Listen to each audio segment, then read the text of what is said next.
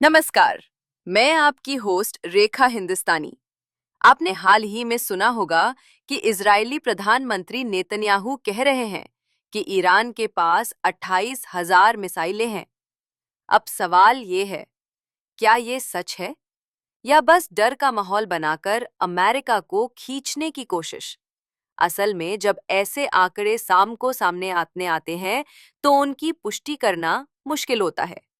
पर जो जानकार लोग इस पर रिसर्च करते हैं, उनका कहना है कि शायद इजराइल की हालत कमजोर हो रही है और वो अमेरिका से मदद लेने के लिए इस तरह की बातें फैला रहा है।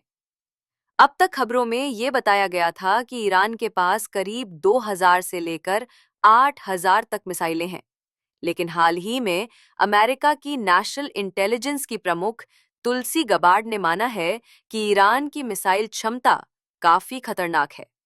भले ही उन्होंने संख्या नहीं बताई, लेकिन इतना जरूर कहा कि ईरान अब बैलिस्टिक और क्रूज मिसाइलें बना चुका है और वो अमेरिका के सैनिक ठिकानों को भी निशाना बना सकता है।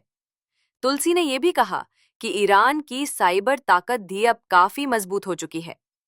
मतलब ईरान न केवल मिसाइलों से बल्कि साइबर अटैक से भी अमेरिका और इजराइल को बड़ा नुकसान पहुंचा सकता है।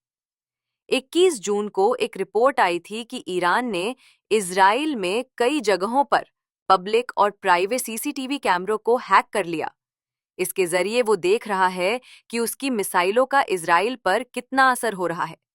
टाइम्स ऑफ इजराइल अखबार, जो आम तौर पर नेतन्याहू का समर्थन करता है, ने भी लिखा कि ईरान ने शुक्रवार को मिसाइलें दागी, जिससे लाखों लोग बंकर में छुपने को मजबूर हो गए।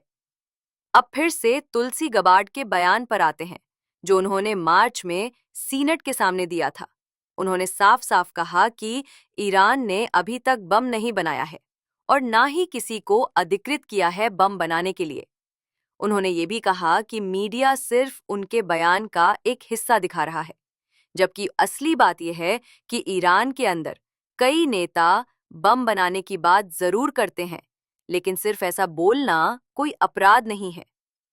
मतलब साफ है, ईरान ने अभी बम नहीं बनाया, पर उसकी मिसाइल और साइबर ताकत को हल्के में लेना भी खतरनाक हो सकता है।